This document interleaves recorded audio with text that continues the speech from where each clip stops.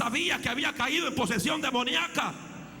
Y llegamos, y no fue el pastor Interiano, no fue la pastora Noemí Interiano, no, fue el poder de Dios que fue con nosotros. Y una sola vez llegamos y atamos al diablo, echamos fuera a los demonios, y esa vida fue libre para la gloria de Dios.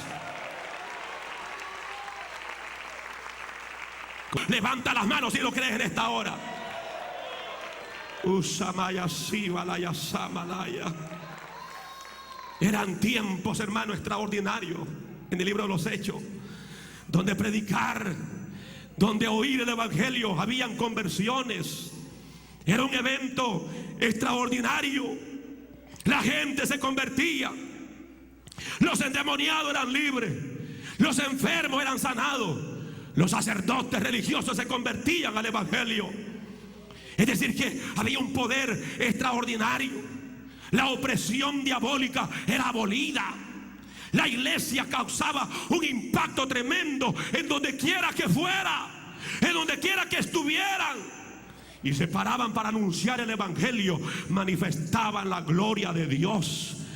Llegó un momento que le tenían hasta miedo a los discípulos del Señor, a la iglesia misma, porque cuando llegaban a un lugar decía: estos hombres tienen poder, estos son los que trastornan el mundo. Es que había gloria, había presencia de Dios. No era una iglesia soñolienta, no era una iglesia compuesta de huesos secos, era una iglesia viva, era una iglesia poderosa, era una iglesia llena del poder, del fuego, del Espíritu Santo de Dios. Urramaya Samalaya Kibaya Samalaya.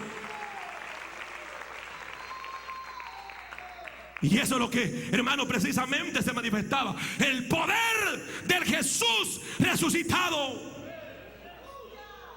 Hay muchas iglesias evangélicas, hermano, no lo tienen en figura a un Cristo crucificado, pero ahí lo tienen. A un Cristo que todos los años que lo están matando y todos los años lo están sepultando y nunca le resucita.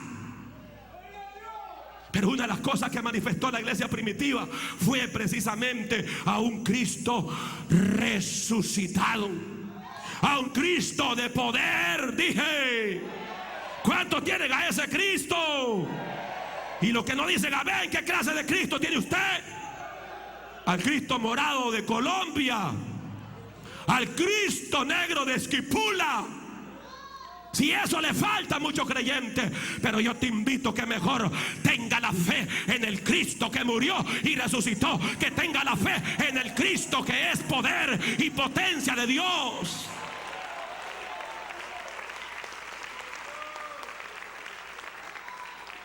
El poder del evangelio precisamente radica, hermanos, en que Jesús ha resucitado.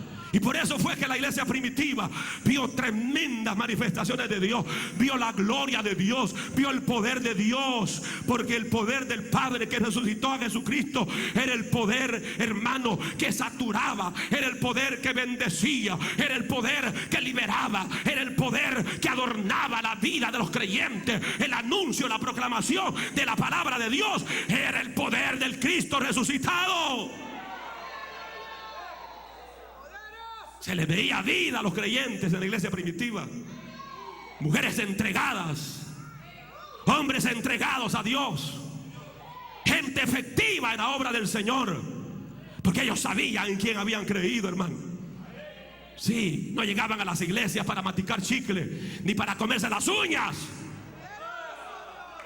ni para estar meneando la chancleta o pegándole al que está al frente. Llegaban para adorar a Dios, llegaban para llenarse de la gloria de Dios. Aleluya.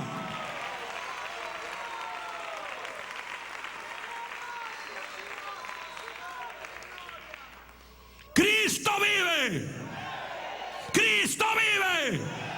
Eso fue lo que anunció la iglesia primitiva, el poder de un Cristo resucitado. Que su evangelio está lleno de vida, hermano. El evangelio no necesita agregaciones, anexos de conceptos puramente humanos. Que vamos a hacer un equipo para que los jóvenes se salven, que el Señor reprende al diablo. El evangelio no necesita de fútbol para que se salve. Ya Cristo murió en la cruz del Calvario.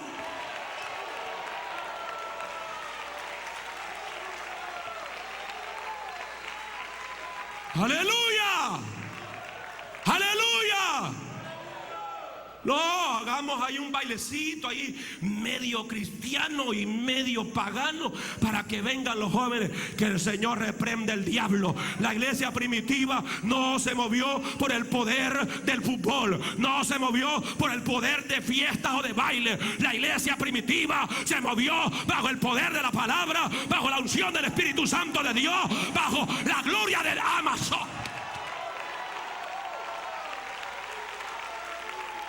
Si alguien me está escuchando en esta hora, levante las manos y alabe la gloria de Dios.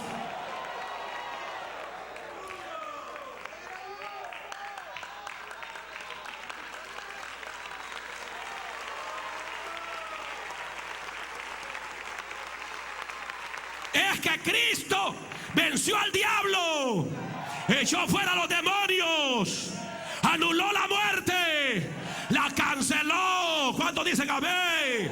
Y por eso es que su evangelio está lleno de vida, hermano.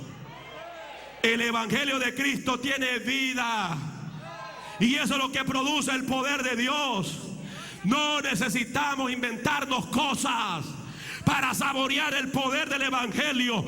Solo es necesario poner nuestra mirada en el sacrificio de Cristo y permitir que el Espíritu Santo lo llene de su fuego, de su poder, y renunciemos a la vida de maldad, de pecado, de hipocresía, de falsedad, de engaño.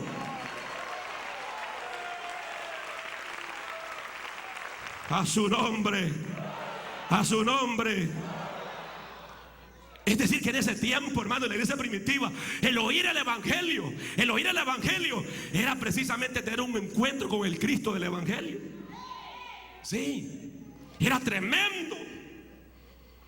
Nosotros nos podemos preguntar, pero ¿cómo esta gente lo lograron? Pues, ¿por qué ellos vivieron en esa efervescencia espiritual? ¿Por qué en esos destellos de gloria? ¿Por qué en ese marco de cristal?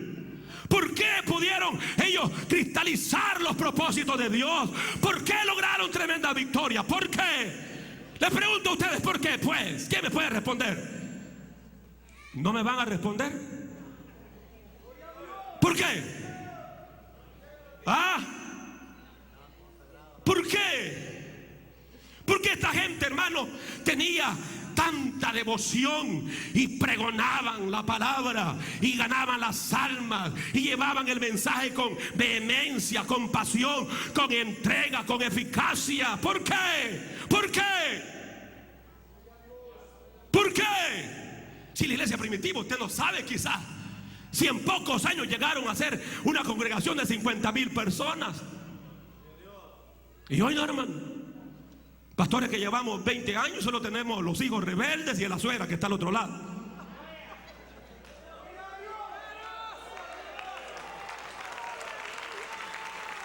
¿Por qué? Porque esta iglesia pudo ver la gloria de Dios. ¿Saben por qué? Porque eran gente impregnadas, saturadas, llenas del Espíritu Santo de Dios. Eso es lo que lo llevó. Los primeros cristianos entendieron que sin la presencia de Dios, sin el Espíritu Santo, se los iba a hartar el diablo frito. Porque así les pasa al creyente. El creyente que descuida la presencia de Dios, el creyente, hermano, que descuida la unción del Espíritu Santo, eso los tiene ya frito el diablo. Si esos a vagar vienen a los locales de la iglesia, si esos a buscar novio vienen, a buscar novia, a buscar marido, a buscar mujer. ¿Y qué puede responder, pues, un creyente sin la presencia de Dios?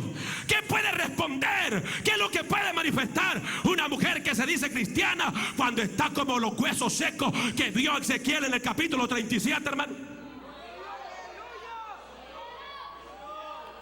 Que cuando lo llevó el Señor a aquel valle de huesos secos, eso fue tremendo. Aquellos huesos que estaban lavados por la lluvia, emblanquecidos por el sol. Y el Señor le dijo: ¿tú crees que estos huesos vivirán? Y el profeta dijo: estos están tan muertos que solo tú lo sabes, Señor. Solo tú lo sabes.